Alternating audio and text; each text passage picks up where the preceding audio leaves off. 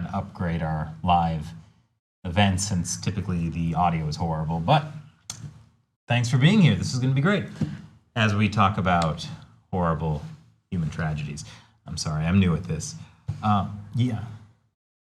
Sorry, I'm just distracted by seeing if it's actually live right now. Yeah. Okay. This is the first time we've tried this with a more sophisticated setup, because mostly our live broadcast is me doing this. Well, anyways, let's get to the coronavirus updates. So just facts and figures, these numbers change pretty quick, but as of earlier today, there were just over 20,000 confirmed cases of the coronavirus in China, over 400 deaths, and over 20,000 more suspected cases. But, these are numbers that are probably going to change. I've actually heard rumors that because hospitals are so overtaxed, they've been cremating bodies pretty quickly, and so we don't even know if they were infected, what they died of. This is a mess in China right now. I think it's more than just rumors in a certain sense. Not about just cremating bodies, but there have been doctors who have been interviewed who say that they do not have enough test kits, so they only get, they're rationing them out to hospitals. So there was one doctor who spoke to Inkstone News and said that they only get about 100 test kits a day. Takes about 48 hours to get the results back. So every day the numbers that you're seeing are actually already a few days behind, plus the fact that they can't get enough test kits to test everybody who has maybe milder symptoms, for example. Yeah, and I read that the mayor of Wuhan had said something like, in between 24 hospitals, there are 100,000 beds fully occupied, which is to say, maybe not all of them are coronavirus cases, but if you're filling 100,000 beds, plus all the people who you've surely sent home because you don't have room in the hospital, that suggests significantly more than 20,000 suspected cases. Well, there's also the case of people, the hospitals are so overcrowded. If somebody gets sick with whatever, are they going to go to a hospital where they're going to be waiting around all day, surrounded by people who may or may not have the coronavirus, or are they going to stay home where at least they aren't going to get it if they don't have it? So a lot of people are just not even bothering to go to the hospitals anymore. So you can't really blame them when there are, stories about people going to 4 or 5 or 6 hospitals a day trying to get seen even. So yeah, huge shortages of test kits, masks. It's a mess. But speaking of rumors, this is actually an interesting fact. A lot of state-run media have obviously been saying, Xi Jinping has really spearheaded the effort to curb the virus. But there's been no recent photos of him over the past couple of days, which has led people to suspect that either he is sick or that there has been a coup against him. Now you're just rumor mongering. Well, I am spreading the news about the rumors. It's a very different thing, not according to the Chinese Communist Party. Obviously, I wouldn't take any of those rumors to heart, but you were telling me about a video of Xi. Oh, that there was she hasn't been seen publicly on state-run media since January 28th. But right before that, there was some meeting that he was chairing, and he coughed twice during the meeting. So people started just clipping that section of him coughing and passing that around. But that can't be legal. I think that it's again unlikely that he's actually caught the coronavirus. Well, well, but a lot of the, you mentioned, the state-run media stuff is all saying things like the front headline of the People's Daily today was, we're waging a people's war against the coronavirus, under the leadership of Xi Jinping, and he's personally directing all the response and all that stuff. And these people's wars are so great. Mm-hmm. You do have to kind of rally people together, but it's always that very specific Communist Party type of language, right? The people's war. It's all we they need know. To resolutely do something or something. People who've done badly, they've talked about punishing officials, right? And they're they need to reflect deeply, all that kind of language. For the cover-up, which is more and more is coming out about the cover-up. It's not. It's pretty well established there was a cover-up. That's the one conspiracy theory that is almost certainly true. Not a conspiracy It's theory? not a conspiracy theory. It's just a theory. Well, it's a fact. Yeah, but hey, good news for everyone in Wuhan now. They have now opened up a whistleblower hotline on WeChat. So, if you're somebody who wants to drop the bomb on some local official, now you have a way to do it, and there will be absolutely no repercussions afterwards. So, yeah, feel free to use this whistleblower app on WeChat. It'll work out for you in the end. Trust me. All the other times, you get purged, but no, this time you can trust the government. But that actually goes to sort of the heart of this, because of the way the Chinese Communist Party runs China, there is no way for people to blow the whistle on corruption. That would require, watchdogs that are independent. It would require a media environment where people can talk about things, protection for whistleblowers, an independent judiciary. I mean, there's no rule of law in China. So for this kind of thing, this is why we saw the doctors who were trying to warn their colleagues in private WeChat groups about this coronavirus back in late December when it first started. Well, it started coming out in early December, but by late December, rumors were kind of flying in the medical community already. So those people got detained. Yeah. So. Just want to thank everyone for watching. If you're just tuning in, we're going to be giving a coronavirus update and sort of answering your questions you might have about it. I see somebody is posting a bunch of bat emojis. You still think it was the bats? We don't. Carlos? I think we won't know for months, if not years. Yeah. How long did it take to sort of get when SARS came out in 2003? It was pretty bad for the whole flu season, and then it kind of died away, and then it came back a little bit the next, winter flu season, right? And then it was over 18 months or something, right? And it was I think after 2004, it kind of went extinct. Yeah. But we didn't know, everything that happened until, in some cases, years later. I don't think we have the real numbers of SARS even today. We definitely don't have the real numbers. Don't. But I think, even last year or something, they were still trying to figure out exactly where SARS came from, which I think the current explanation is that it came from a bat who infected a civet cat that then infected a person at a wet market or something This similar. reminds me of the old lady who swallowed a fly. I don't know why she swallowed a fly. Perhaps she'll die. Oh, God. Hey, yeah, so... But don't eat bats, and don't eat civet cats. Remember that coffee that was popular, the civet cat coffee? Yeah. Where they eat it and They eat it and it comes out, yeah. Back to causes of diseases. For MERS, the Middle East Respiratory Syndrome, which is more deadly than SARS or this coronavirus, but also not as easily spread. For years, they thought it came from Saudi Arabia in 2012, but only recently, actually, they found that the first cases were actually in Jordan. And they just had been some undiagnosed pneumonia, and then later they retroactively went back and tested samples that they'd taken from the bodies of the people who had died and confirmed that it was MERS. So, oh, wow. I read somewhere that it might have been from camels. Yeah, it did come from camels. Interestingly, Saudi Arabia actually imports camels. What? Never mind. That's a totally unrelated topic. Oh. Let's talk about the coronavirus. So feel free to ask us any questions you might have. So we've got here on the computer your questions, and they're coming at us really fast, but we'll try to. One reason get we them wanted here. to do a live is because the way that we do China Uncensored episodes, by the time you see it, it's like a day after we've done the episode, so we can't really keep up with the numbers and things like that. Because they change so quick. So we thought doing a live, gives us an opportunity to answer any questions you might have and talk about things in a timely manner. As they're happening. So, Well, I see Momo donated $1.99. Thank you. It just says, stay safe and love from Hong Kong. I hope you guys in Hong Kong are doing okay, as if there weren't enough problems in Hong Kong. Now there's the virus I think story. there's about 17 confirmed cases in Hong Kong, the last that I saw. Oh, geez. And Hong Kong, one of the most densely packed places in the world. Yeah, not a place to be in the outbreak of a virus, especially zombie virus.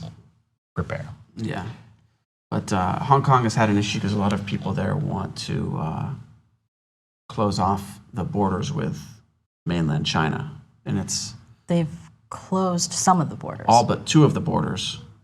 But, you know, I think also there's a little bit of, like, it's unclear whether closing borders is enough to stop the spread, because even closed borders can be porous. Mm-hmm. Right? True.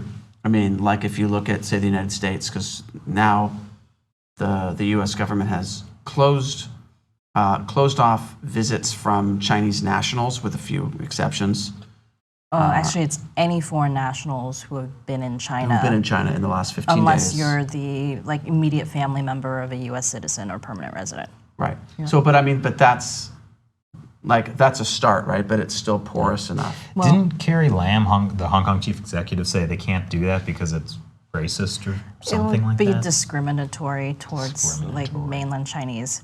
Well, I think, there is some anti-mainland Chinese bias in Hong Kong, but also predating the virus. Yes, very much predating the virus. But Hong Kong got hit really badly by SARS, and a lot of people remember that and are pretty scared about it. So, there was a pretty infamous case in one apartment building in Hong Kong where 30 people got infected because of bad pipes in the building. So the sewage was leaking into the water pipes. Ugh. And the virus showed up in fecal matter. So it was, yep.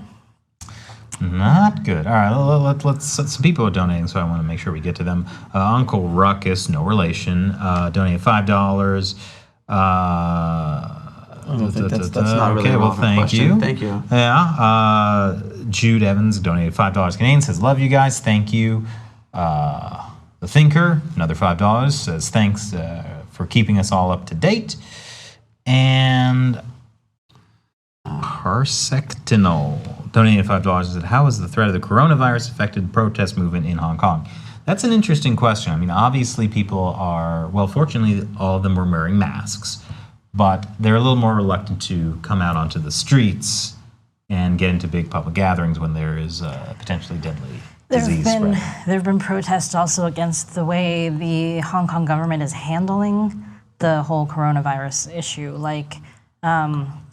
There's not a lot of transparency over where they're going to put quarantine people and things like that. So there have been a few protests against, residents not wanting an apartment building down the street being a quarantine area or something like that. I think the Chinese Communist Party is hoping that this virus will be enough of a problem in Hong Kong, essentially, that people will not go out and protest. But any CCP official that's hoping that is ridiculously short-sighted, because one of the results of this is going to be that it just makes people more angry with the Chinese Communist Party. So I just don't see how it could possibly be a win in the long term. But if it does stop some of the protests short term, fine, but that's not going to make people's feelings about the Communist Party go away. Hey, David Brunette donated $5 and says, apparently China moved the lab on Google Maps 21 miles from the wet market.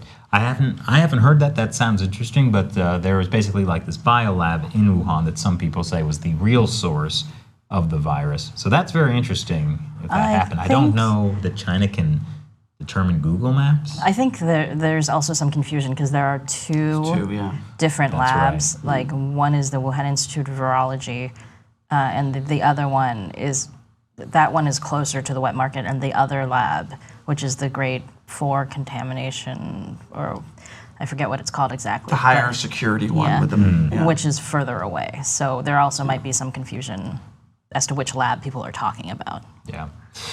Brett Systems donated $9.99. Says, thank you for talking about the coronavirus. How long has China known about the virus? Did the virus come from people eating wild bats?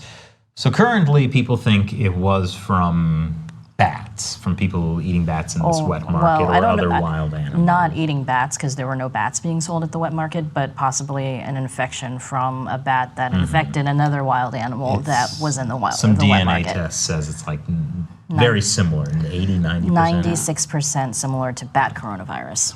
Yeah. But it's also, again, one of those things that's not going to become clear for many months, probably. I mean, I think it's, at the moment, probably less of a concern for them to figure out exactly where it came from than to figure out how to Stop it or cover it up. How to cover it up is really the most important thing. That's Yeah. true. And turn into a propaganda win. And the question also from Brett about how long has China known about this virus is a also good a little question. bit debatable. We know now that the first cases that have been publicized so far have been from early December, but there are some scientists who say that for it to get this bad this quickly, there must have been cases in November or even as far back as October, and we just haven't found them yet. Really? Yeah. Yeah. I do just want to say thank you to everyone who's donating. So we've heard from a source who's sort of inside YouTube that YouTube has been demonetizing or is targeting all coronavirus coverage. And we've certainly found that all of our coronavirus coverage has been flagged and demonetized. And I mean, again, the reason that's an issue is it's not a money issue for us in that like, oh, we're trying to profit off of people's misery. The issue is that this is sort of a way Google encourages censorship. Like if for a news show that needs money to function, if they can't talk about the news, Right.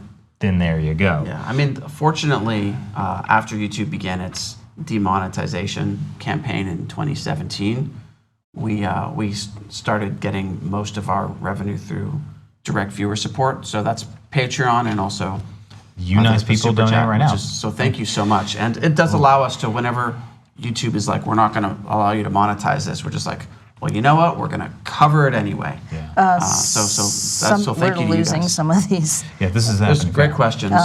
So one thing that somebody just asked, oh my gosh. Well, while you're looking for that, Well, Tardif donated $10. Thank you. oh, thank you. Somebody, Yeah, let me answer one here. So Jay Oz contributed 20, thank you, and asked, what is your forecast for New York March 1st in regard to coronavirus infections? so far there Is are March 1st three. special? Well, I mean, maybe, I don't know, maybe you're planning on coming to visit New York at that time. So So predictions are really difficult to say. I think the biggest problem is that The Thanos virus? because there's such a long incubation period, you can go 5 days without showing any symptoms. You don't know how quickly it's spread. I would say that there's potential for there to be hundreds or thousands of cases in New York by then, or it's possible that it will not expand at all from where it is now. I think there hasn't been any actual confirmed cases in New York City as of right now. There are 3 suspected cases. They've all been hospitalized. So they're not walking around spreading the virus. But there's a huge Chinese population in New York City, and I'm frankly surprised that there hasn't been a case here so far. I haven't been to Flushing, Chinatown. There's 3 Chinatowns in New York. One of them is in Flushing, Queens. I haven't been there in the last couple of weeks, but I heard from someone yesterday that a lot of people there are wearing face masks. That doesn't mean that they're sick necessarily. That might just mean they're being cautious, which is probably a good thing. I think also 2 of the cases are in Flushing, Queens, like Yes. the Well, I mean, hospitalized. that's in where the Flushing. most mainland Chinese people, are going. Also, word about the mask, you have to make sure you have a very specific type that blocks out viruses. N95 I saw was one they were Yes. asking for. And they have to have like a seal that goes around. You And they're can't not reusable. Don't reuse them, but also they're of limited use in certain situations. Like if you're in a wide open space, they're not that useful. They're mostly the most useful for doctors and nurses and people who are going to be directly in contact with sick people all the time. You are probably better off just washing your hands frequently and obsessively, wearing gloves compulsively on public transportation, that kind of thing. Yeah. All right, let's go. I also want to say that we have our public health system is more robust than what they're dealing with in places like Wuhan. So, for example, when they suspect these cases, they can isolate them pretty quickly, and so and then they start to trace back. If it's a confirmed case, they start to trace back to whoever has been in contact with this person. So it's not like there's not a breakdown at the same level that there is in a situation like in Wuhan, which is not like a first-tier city in China where they really lack a lot of these like public health mechanisms. All right, moving on. Belali Marath, I'm sorry, I'm butchering that name, but donated 10 pounds. Asked what kind of propaganda has the CCP been using to combat the panic, and also why am I wearing a real earpiece? It's so I can hear Shelley. What's that, Shelley? I'm right here, Chris. Wow, I really can hear you well tonight. Well, so the CCP is trying to, like with the People's War thing, trying to distance itself from the fact that the virus is such a problem because it tried to cover up the virus. But, to show like how good the party is at like rallying the people to combat the virus, they're also using it as sort of an international propaganda effort to like show, oh, we can build hospitals in a week. They can't. But yeah, just sort of as a demonstration of why the authoritarian model is so good at keeping a disease like this in check. That's essentially how the propaganda is going. But I mean, it's funny because they're fighting it like it's a criminal or like a, group of political dissidents. They've got this like, crack down harder, which does kind of work for their, if you want to crack down on Uyghurs or Falun Gong, but it's not so good. Or anybody who lives in Wuhan. Yeah, mm-hmm. But so it's more like what they're doing is cracking down on people, but it's not a great like one-to-one map of cracking down on a microscopic virus. Okay, let's move on because we're definitely falling behind here. Yeah, all right. Sorry if we are missing some of the things that are just. Yeah, we've got thousands of people on watching this now, and thank you so much. But it just means questions are like. Yeah. So Zurindu donated $10 New Zealand. Some of my Chinese friends don't seem to think that the situation is serious, and when presented with evidence, they say it's Western propaganda. I'm at a loss because I'm worried about them. Well, for one, there's lots of information coming out directly from people in Wuhan who are talking about how terrified they are and how much of a mess it is there. Are you sure they're not in Western Wuhan and it's their propaganda? Are your friends in like New Zealand or are they in China? I mean, if they're in Wuhan, that's probably, or Hubei province, that's probably the riskiest. But I mean, it is now in every region of China. But because there's so much, like everybody's been told to stay home, all this kind of stuff. So, most people will be okay, I think. This is an interesting one. Daryl Mark donated $10 and says, I'm an Uber driver in NYC. Should I start buying face masks? Good luck finding any, honestly. Yeah, they are in short supply. In your situation where you are going to be in close quarters with people, it might not be a bad idea. But yeah, again, as Shirley said, they are in short supply. It's a lot of people have been buying face masks to try to send back to China because there is a huge shortage there. And people also, I think, are panic buying in other places. Like you can't find face masks on Amazon anymore, or a lot of like medical supply shops even. In terms of the face masks, for most people, like it's more important to keep your hands clean. And in terms of, it's not airborne. Like right now, all the cases we know about have been either like very close, like your family members or people you're living in the same space with, or somebody. Why don't you explain that, Shelley? Because I know it's human-to-human transmission, but I think people don't quite understand what that means. Especially if you've watched the movie Outbreak or something. Yeah. So it's like that. It's not. It's primarily a lower respiratory tract infection. So your lungs, it targets your lungs. So people who are coughing or sneezing, the virus may be in the water droplets that are coming out of your lungs. So you're not, so unless somebody actually is like coughing near you and you breathe that in, or, It's not a joke. I actually have, excuse me. Chris does not have the coronavirus. No. But we're still learning about how it's transmitted. There was kind of a scare about whether people can transmit it when they're asymptomatic, when they don't have any symptoms at all. And that was partly based on like a German study of 4 people who had gotten it in Germany.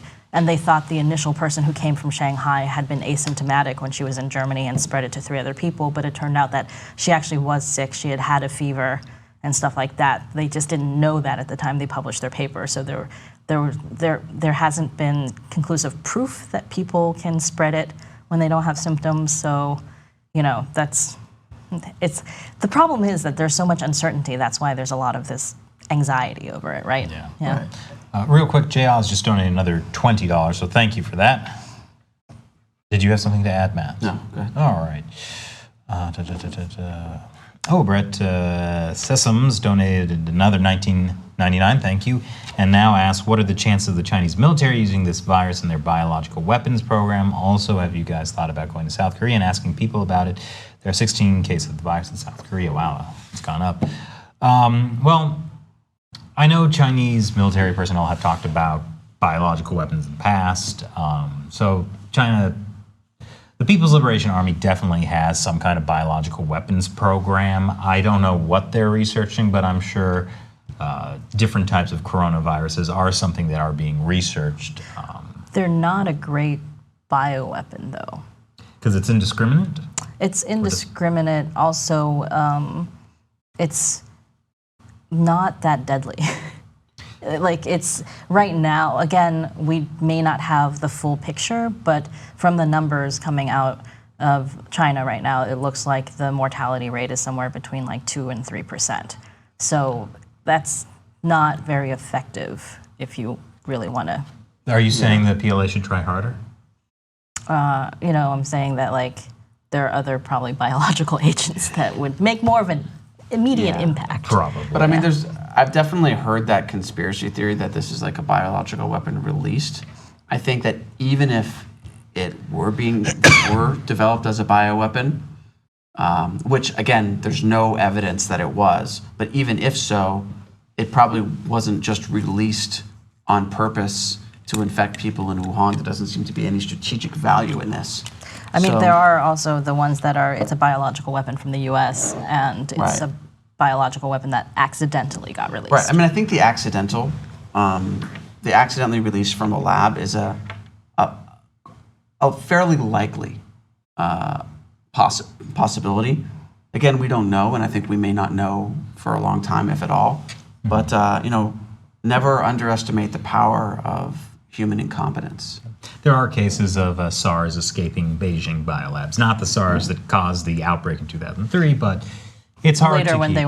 when they were studying SARS. Yeah. General George Patton donated $14.99, thank you, and asked, how much info do you think the CCP has shared with the CDC behind the scene? Interesting question. Probably not a whole lot. The CDC offered to go into China to help with the situation there. The U.S. CDC. The U.S. CDC, and China refused them because I don't think they want a body tied to the U.S. government poking their nose around in a place where there was a massive cover-up. Yeah, there's been a lot of propaganda in the last couple of days about how the U.S. has been the one causing panic. I saw a tweet from People's Daily in English on Twitter, which is wrong for many reasons, but they said, the U.S. has offered no help, and that's a flat-out lie because the CDC did offer. And they're like, they didn't help, and they're spreading panic because they're the first one to pull their consular staff out of Wuhan and to pull people out of Wuhan. That's also not quite true because other countries have been pulling their people out of Wuhan, but, This is what Foreign Ministry spokeswoman Hua Chunying said, right? Yeah. Yeah, I think, so she criticized the U.S.'s travel ban as being like fear-mongering.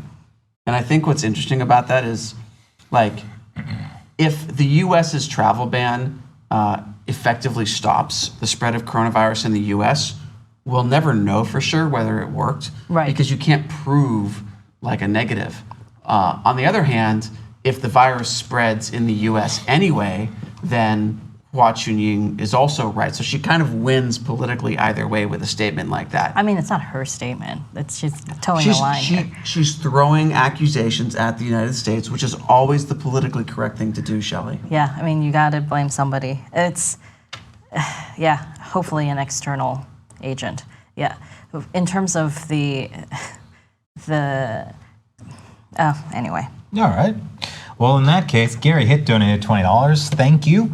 And he asked, with the shutdown of cities and parts of factories, what impacts would begin to see for manufacturing, the world economy, since supply chains are being cut? This could cause possible recession or depression with negative GDP growth. Well, so it's definitely another hit to the Chinese economy. Gosh, I mean, I was watching this video with, it's from the New York Times. It was an interview with a Wuhan resident. And he said they closed down the city so fast that people didn't even have time to get supplies. Just speaking of, people struggling with those things. Yeah, in terms of economic impact, in a way, having it come during the Chinese New Year is like that's the slow time in Chinese manufacturing. I mean, it's basically like the entire country takes 2 weeks off together. Right. And so now But there's also that whole they're economy. extending it. So to a degree, but I think if this continues for another few months, we are going to see a very serious economic slowdown as people don't go into work and only a small portion of people can telecommute. Mm-hmm. And I mean, you're going to see a big economic impact. Don't worry, though, because the state-run media has already come out and said that Q1 GDP will not fall below 5% because of the coronavirus. Well, it makes sense because Don't you feel China's the silly, one. Matt? You were wrong. I'm completely wrong. I forgot that the People's Republic of China is the one country that can control its GDP. Let me apologize for Matt. I feel bad you had to see that. The problem is that I'm a hostile foreign force seeking to undermine China and hurt the feelings of the Chinese people. There you go. We can blame Matt for the coronavirus now. Perfect. I mean, although they have pumped, I think, $800 billion billion yuan into the banking system.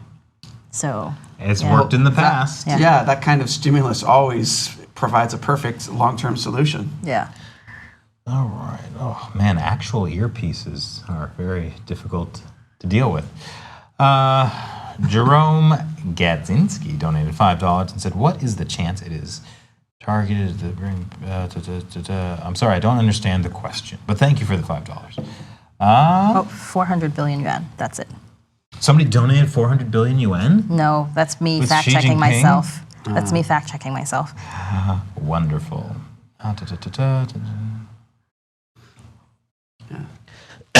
Well, Tall Dwarf says, there's a joke that a single village in China can have $1 million GDP.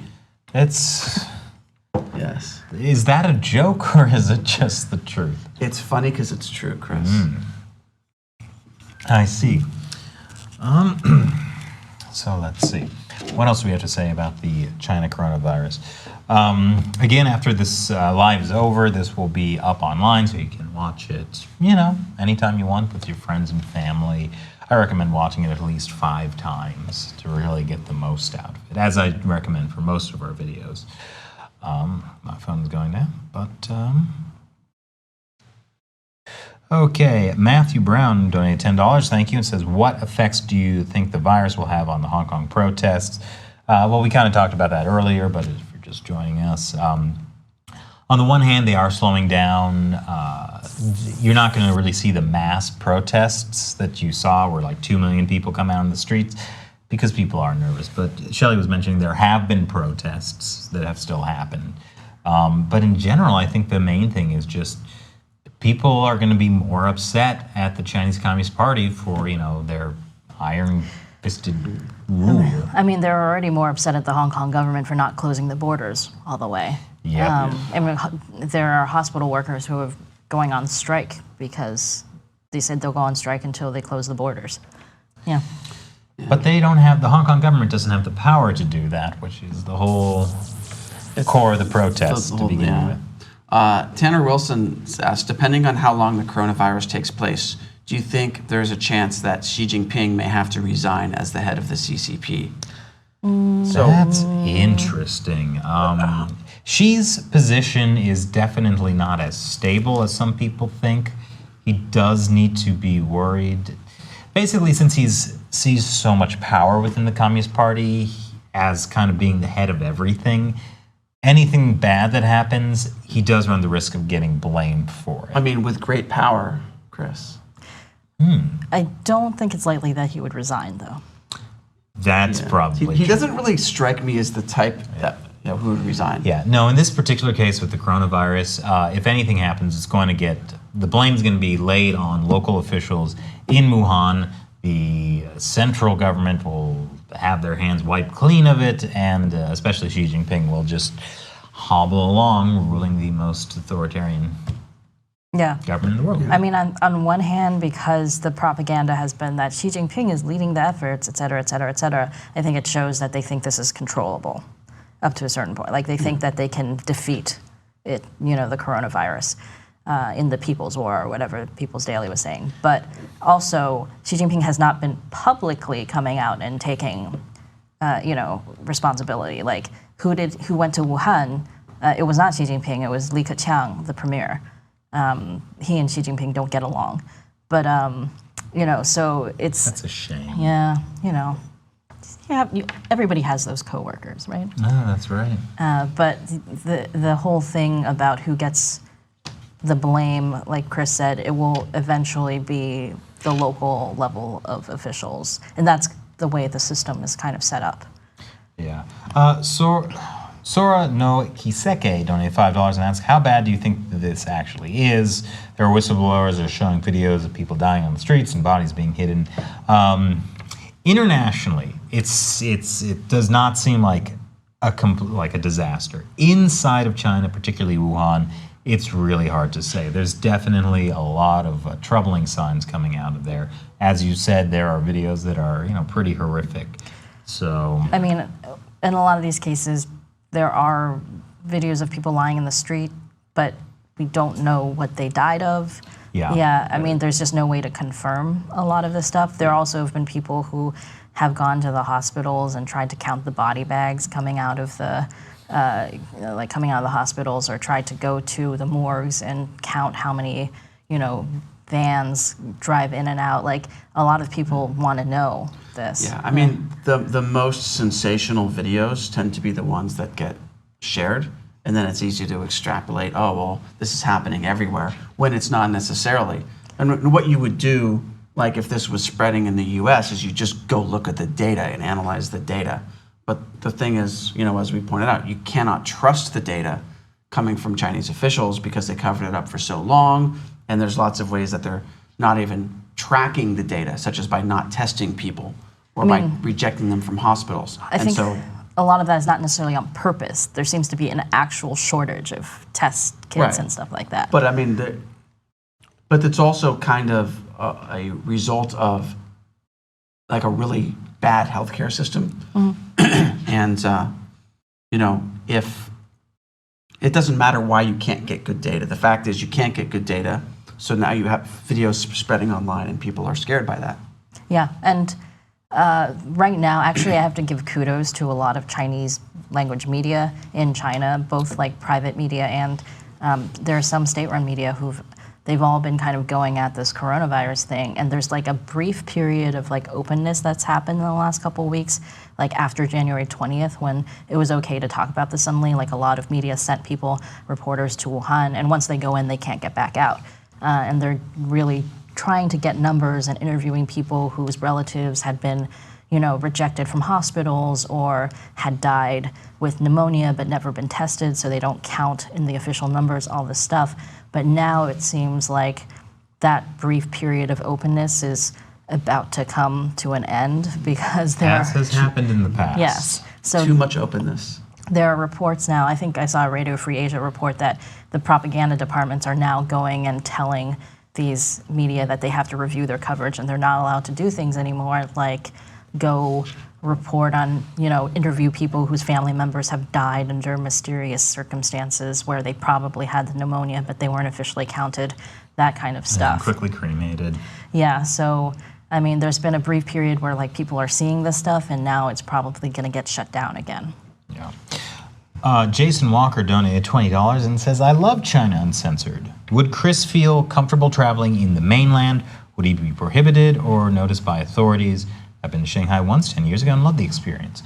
Well, yes, I'm sure I would love the experience in Shanghai, well, except for the inevitable consequences that would happen after that. Yeah, I wouldn't really be very comfortable going to mainland China. My biggest concern, so one thing that could happen is they just wouldn't let me in. My biggest concern is that they would let me in and not let me out. How do you guys feel? I mean, that's not unlikely. I think if we went to China, probably you and Matt would get deported, and I would not get deported. And I would... Yeah. You would get to enjoy all of your travels in China. If my travels are the inside of a black jail. Yes. Yes. You get to see a side of China that so few Westerners have seen. Except for, like, those poor Canadians. Oh, yeah. Or... Many... Yeah, so it's... basically, I would be in more trouble being ethnically Chinese. They view Chinese people abroad as pandas, basically. No matter where you are in the world, you still belong to the Communist Party. I thought it was because we were so adorable. Oh, sorry, that was the coronavirus. That was unrelated to what you said, Shelley. Right, okay. All right, let's see. Who do we have here? Well, Dan donated $5 and said, everyone watching, please donate at least $1 to help keep this great newscast going. Thanks again for honest reporting. Thank you, Dan. And, if everyone wanted to donate $1. But no, like I appreciate the people who can support. And if you can't support financially, a big way to help the show is just to share our videos with friends and family. A lot of people complain that, they subscribe to the channels, but they don't get notifications, or they subscribe and get unsubscribed, or they just never see our videos in the recommended videos. So it's hard for people to find our channels, both China Uncensored and America Uncovered, and our podcast, China Unscripted. So I'm actually hearing from a lot of people that you don't even know we have three shows. So yeah, please, if you can't support financially, just sharing the episodes with friends and families is a huge help. Somebody whose comment I was looking at, but then it got deleted just as I was looking at it. So I missed your name. I'm sorry. I think it was Todd something, asked what people are doing for food in the quarantined areas. And the answer is, like, the first couple of days there was kind of a run on the supermarkets where people were worried about not being able to get, like, vegetables and things like that. So a lot of places sold out. But now Prices went up. Prices are going up-ish, but there seems to be plenty of food right now. Like, other areas are still delivering food to Wuhan, so it's not like they're starving. I've been watching video diaries of people who live in Wuhan, and they're walking around. People are selling vegetables on the street still, so there's enough food. Yeah, people have started coming back out onto the streets and selling fruits and vegetables again. So, yeah, fortunately that's not another problem on top of all the other problems. Let's see. Oh, wow. Oh, Eric Hopper donated $5. One of your videos about the coronavirus is only videos that YouTube hasn't notified me of. Interesting. So, yeah, like as Eric just mentioned, he didn't get a notification about the coronavirus videos. So, like, this is an issue where, yeah, if you can help share, that's a huge help to the show. Yeah. Oh, people are sending nice stickers. That's nice. Yes. Oh, lots of stickers. Cool. Alex the Lion 2 contributed $5 Australian. Thanks, mate. With the Wuhan hospital, do you think that this was pre-planned, as getting the building materials and medical equipment seems to appear out of nowhere? Oh, that must be talking about the week. Yeah. They built this like one hospital in a week. It's like a prefab Yeah. hospital. Like the it's like those the wall's already built and stuff, and they assemble it. So yeah. I mean, if you watch the footage from state-run media, it's very impressive. Look at all these, resources, and I do think that they can go from zero to a completed set of temporary buildings like that in a week. It's not so much a hospital as it is a quarantine center or a treatment center. It is impossible to build a fully functional modern hospital in a week. Yeah. But also keep in mind this: the one they built has 1,000 beds, which is like 1% of what they're going to need by the end of this week. There's two. They built two. One has like 1,500 beds. One has 1,000. But now the news is that they are, because like originally they were saying one reason that it was better to build a hospital from scratch rather than taking like a hotel or other like large like gymnasiums or whatever, is because that you could, like, things like circulation and whatever are easier to control in something you're building. But now it's getting to the point where they are going to be converting hotels and hostels and like some of these larger like buildings into places for people who may have less severe, for they maybe don't need like an ICU, but they're coming down, they're sick. So yeah, I mean, I think just like thinking about the math of this and the scale, it kind of illustrates just how quickly that a virus that's spreading out of control can cause an incredible stress on the system. So like you can build 50 hospitals with 1,000 beds each, and it's still, a week or two from now, it's not going to be enough. And so that's why you have to repurpose buildings. But even beyond that, you have to get people to stay at home where they already have a space and figure out a way to make that work, or provide people with what they need at home. Because again, like if you've got 1 million people infected, like there's just no way for China's healthcare system to do that. There's not even going to be enough gymnasiums. It's just the numbers, spiral out of control very quickly. Yeah, and I think also people just may not be able to get much care if they go to a hospital. So I mean, how many doctors? They keep arresting doctors. I don't think they're really doing that anymore. They sent like 1,400 People's Liberation Army doctors in this week. I think they're also sending people in from other right.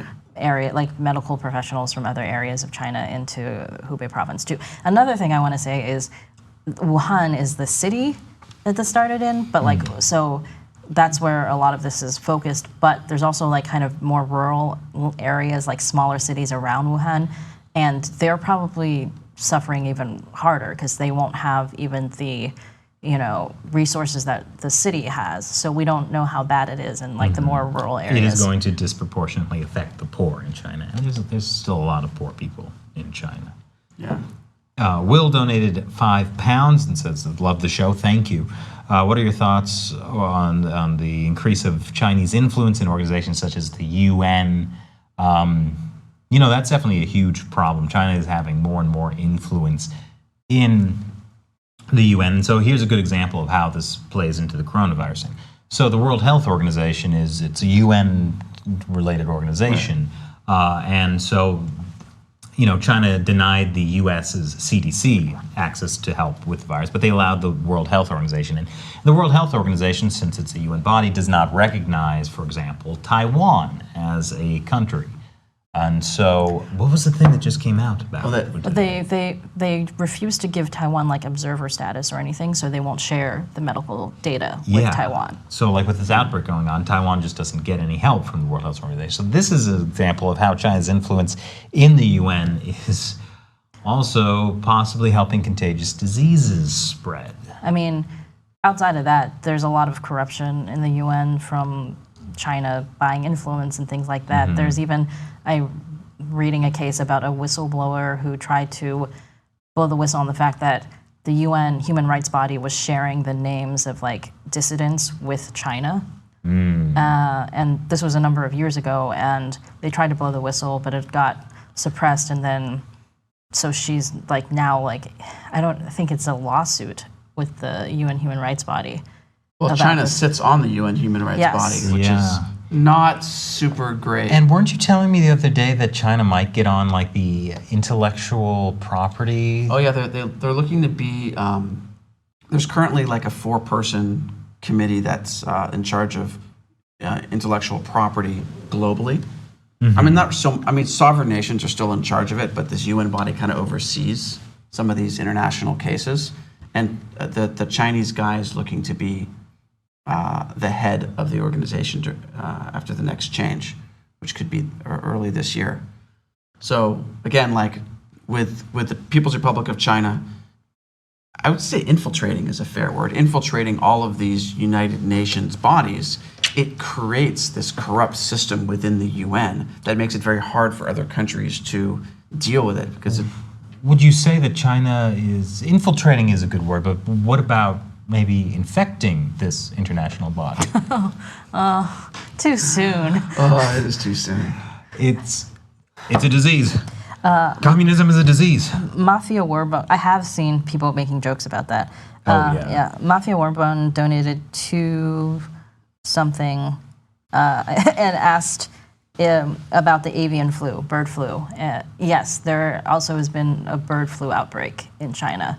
And don't forget the swine flu. Well, yes. It's always good to diversify. Well, bird flu, like, primarily infects birds, but can infect people. So far, this swine flu, the African swine flu that's infected the pigs in China, doesn't infect people. So, different. Yeah. I did just see today that some meat that was shipped to the Philippines, I believe, had been infected with the swine flu. You can't get it by eating pork that had it, but that's just another reason why people in the Philippines are not happy with China. They're also super upset because of the virus. The first coronavirus death outside China happened in the Philippines. And the second one happened in Hong Kong recently, if you count Hong Kong as being outside China, That whole thing. Yeah. He was like a 39-year-old man who died of heart failure. Oh, gosh. He had apparently some existing underlying conditions, but this from the reports I've been seeing in medical journals, this virus really puts a lot of stress on most people's bodies who have it.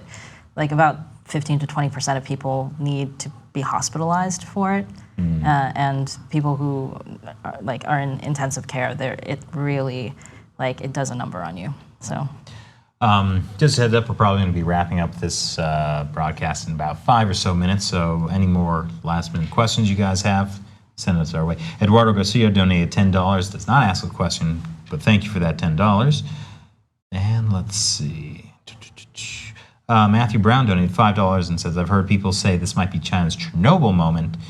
And it's interesting because I remember you making the comparison to the TV show Chernobyl. So I watched Chernobyl on HBO / on an airplane.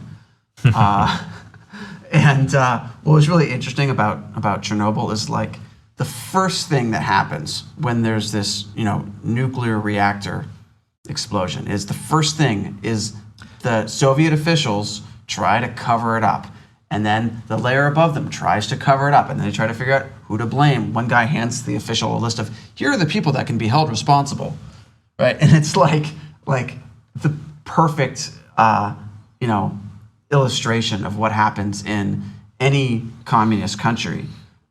Because in this way, even though economically the Soviet Union and China aren't that similar, especially with modern China, the structure of the communist system is very similar in terms of you get advancements through a system. They don't use elections. They have something called power struggle. And you struggle against other people, right? So I like how you compared that to elections. Sorry. It's like they don't have elections. They have a power struggle. But it is. I mean, that's how you advance. And so you struggle against your political enemies. It's different from gladiatorial matches, which is my preferred system. And honestly, in some ways, gladiatorial matches are more fair because it's very open and you see who wins and who loses. And the rules are clear cut. But the point is, the system itself creates these incentives for blame and cover up, and they de-incentivize what you'd have in the West, which is like exposing something, exposing corruption, suggesting that action ought to be taken even if you're not totally sure. Any type of, actually, it disincentivizes any type of active thing that you're doing. Like you want to be as passive as possible so you save your career. Because if you do bottom-up action, it gets crushed. It's only top-down directives that are So like you permissible. always wait for your supervisor to tell you to do anything. You're not going to take the initiative yourself because you could do something, one accidental misstep and you're finished. Yeah, the risk of failure in that system is always much higher than the downside of like doing something wrong if you were told to do it wrong, because then you're not responsible. Okay. Yeah. And that reminds me, didn't you mention, Shelley, that who was the person executed for something similar? Oh, the head of the FDA was executed in China. The head of China's FDA. China's FDA back in 2008 because of the whole tainted baby formula tainted with That's melamine. right, the That's what melamine I was from talking about. 2008. Yeah. Yeah, so the price is high. Like, no one was executed for like the emergency aid that was discovered in Puerto Rico that was never used. All right, so we are going to be wrapping this up pretty soon. So just a few quick more. Jonathan Gordon donated $9.99. Thank you, and asks how the coronavirus might affect current trade war between China and the USA. Broadly speaking, I think this the coronavirus is just going to make a lot of countries around the world much more suspicious of the Chinese Communist Party. It's really damaged their soft power push that they've been making for the past few decades. In terms of the trade war, if companies had been pulling out of China already, they're the ones that are going to be less affected than the ones that are still in China. I'm going to have to deal with, possibly no work going on for another, month or so. So all those companies that listened to China Uncensored back in like 2012, when we're like, it may not be a good idea to do business in China, and they pulled out. Seriously. You guys are the smart ones. Terry M. donated $10, said, keep up the great work, fight the good fight. Can we expect more China Uncensored live streams? Live streams. That's when the coronavirus gets really bad and we're just screaming and for we an turn hour. on each other very quickly. I don't know. Let us know if in these comments if you would like us to do more live streams. It's definitely something we can do. This is our first one that we haven't been like in front of police or a Taiwan night market. Yeah, so something going on. This is the first one we've done in a studio, so let us know if you like this. Yeah. I hope the audio is better than we've done in the past. The couple other ones. Yes. Yeah. Well, that might be a good question to end on. So this video will be up permanently on the China Uncensored page. So for you watching in the future when we are not live, feel free to comment and let us know if you want us to do more live streams. Somebody said F-bombs from Shelley. I'm glad you remember that live stream. Thank you for watching all our live streams. That one was back in June. Yes. Good memory, yeah. Yeah, first time live.